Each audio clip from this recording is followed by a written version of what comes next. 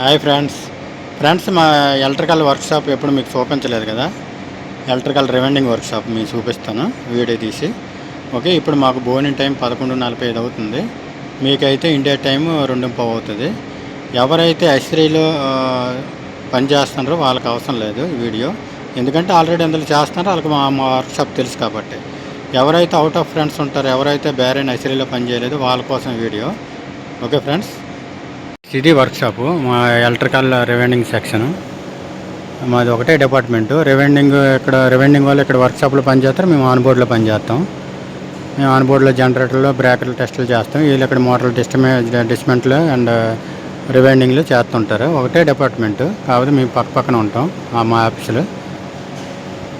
On బోర్డులో మోటార్లు అన్నీ వస్తాయి కదా, మోటార్లు కాంట్రాక్టర్స్ ఉంటారు, పిఎస్, ఓఎంఎస్, సిఎనా, సీబోర్డ్ అలా చాలామంది ఉంటారు. వాళ్ళందరూ మోటార్లు తీసుకొచ్చి ముందుగా ఇక్కడ టెస్ట్ చేస్తారు. టెస్ట్ చేసిన తర్వాత మోటార్ కండిషన్ చూసి కానీ ఇక్కడ ట్రాక్ ఉంది కదా, ట్రాక్ దగ్గర పెట్టేసి డిస్మెంటల్ చేస్తారు. బేరింగ్లు ఇన్బెల్లర్ తీసి అక్కడ వాషింగ్ ఏరియా ఉంది, వాషింగ్ ఏరియాలో హాట్ వాటర్ కెమికల్తో క్లీన్ చేసి అక్కడ ఓవెన్ ఉంది, 2 ఓవెన్లు, చిన్న ఓవెన్ పెద్ద ఓవెన్లో డ్రై చేస్తారు. మోటార్ టెంపరేచర్ ఆన్ చేసి ఎంత టెంపరేచర్ కావాలో అంత టెంపరేచర్ పెట్టి ఆన్ చేసి డ్రై అయిన తర్వాత మళ్ళీ యాస్టీజ్గా బేరింగ్లు, ఎన్బెల్లర్, సాయిల్ సీలు ఏముంటే అవి వేసి అసెంబ్లింగ్ చేస్తారు. బేరింగ్లు ఉంటే వాళ్ళు ఇస్తే సిప్పోలు ఇస్తే వాళ్ళు మారుస్తాం, లేదంటే మేము రిక్వెస్ట్ చేసి కొత్త వేస్తాం.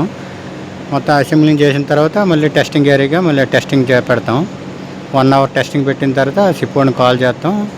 చీఫ్ ఇంజనీర్ కానీ, ఎలక్ట్రీషియన్ కానీ, సూపరింటెండెంట్ కానీ వచ్చిన తర్వాత మోటార్ విట్నెస్ చేసుకుంటాడు, యాంపేర్ చూసుకుంటాడు, వైబ్రేషన్ చెక్ చేసుకొని సంతకం పెట్టేసి అతను వెళ్ళిపోతాడు. మేము మోటార్లు పంపించేస్తాం. కాంట్రాక్టర్స్ ఉంటారు కదా, వాళ్ళ ద్వారా ఆన్బోర్డ్ పంపించేస్తాం.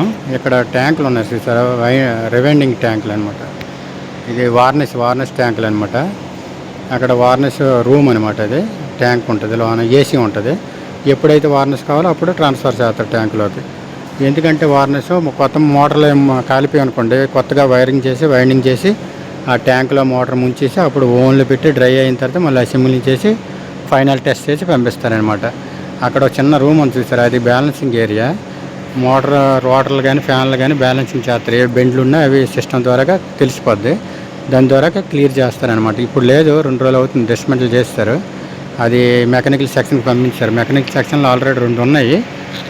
ఇక్కడ ఇంకో ఒకటి ఎందుకని మా బాస్ అక్కడికి ట్రాన్స్ఫర్ చేస్తాడు. మాకు ఏమైనా ప్రాబ్లం అయితే మళ్ళీ ఫ్యాను, రోటరు అన్నీ అక్కడికి తీసుకెళ్ళి బ్యాలెన్సింగ్ చేసుకొని తీసుకొస్తాం అనమాట.